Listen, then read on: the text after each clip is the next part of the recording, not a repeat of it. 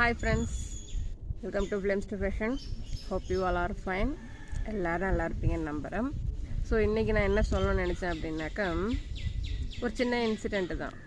நான் first tailoring கற்றுக்க போகிறப்போ எல்லோரும் நறுக்கிறாங்க, கற்றுக்குறாங்க, எல்லாத்தையும் நான் பார்த்தேன். ஆனால் முதல்ல அந்த கத்திரிக்கோலை பிடிச்சி அந்த துணியை நறுக்கிறப்போ, ஐயையோ துணியை நறுக்கிறோமே, வீணாக்கிட்டால் என்ன பண்ணுறது அப்படின்னு எனக்கு மட்டும் இல்லை, டைலரிங் ஸ்டார்ட் பண்ணுற யாருக்காக இருந்தாலுமே அவங்களுக்கு தோன்றது இதுதான். ஃபஸ்ட்டு நம்ம ஒரு கைடன்ஸில் கட் பண்ண கற்றுக்குவோம். நமக்கு சொல்லிக் கொடுக்குறவங்க, நம்மளுடைய டீச்சர் சொல்லிக் கொடுப்பாங்க, நம்ம கட் பண்ணுவோம்.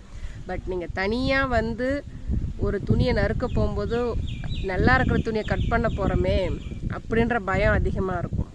அதை விட இன்னொரு பயம் என்ன அப்படின்னாக்கா, நறுக்கனாலே இதை நல்லபடியாக தைக்கணுமே அப்படின்ற பயம் அதிகமாக வரும். தச்சு முடித்தாலும் நாம் நினச்ச ஷேப் கரெக்டாக வரணுமே அப்படின்ற பயம் இருக்கும். ஸோ எல்லாருக்குமே, எனக்கு மட்டும் இல்லை, டெய்லரிங் கற்றுக்கிற எல்லாருக்குமே இந்த பயம் இருக்க தான் செய்யும். ஸோ அவங்க அப்படியே ப்ராக்டிஸ் பண்ணி வரும்போது கொஞ்சம் ப்ராக்டிஸ் பண்ணிட்டாங்க, நல்லா பயிற்சி எடுத்துட்டாங்க, தைக்கவும் பழகிட்டாங்க அப்படின்னாக்கா அவங்களுக்கு நறுக்கிறதோ, டிசைன் போடுறதோ, துணியை வெட்டி எடுக்கிறதோ எதுவுமே ஒரு இதுவாகவே தெரியாது.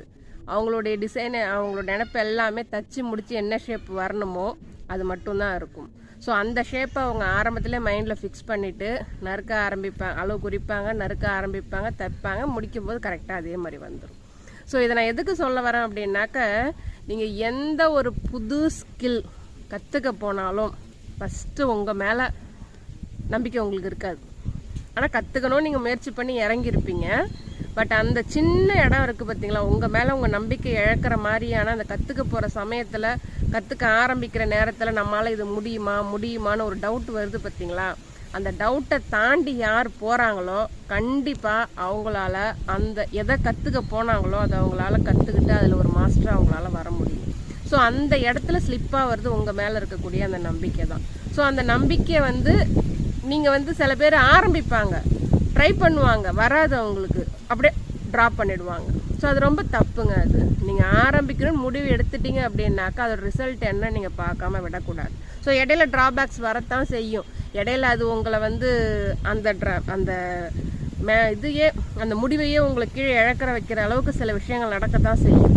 பட் அதை தாண்டி நீங்கள் போயிட்டீங்க அப்படின்னாக்கா நீங்கள் மாஸ்டர் தாங்க. புரியுதுங்களா? ஸோ ஒரு ஸ்கில்லை கற்றுக்க போகும்போது உங்கள் மேலே நம்பிக்கை இழக்க வைக்க சில விஷயங்கள் நடக்கத்தான் செய்யும். பட் நீங்கள் அதை தாண்டி போனீங்க அப்படின்னா தான் நீங்கள் ஒரு புது மனுஷனாக நீங்கள் மாறுவீங்க. ஓகேங்களா? ட்ரை பண்ணி பாருங்கள். All the best.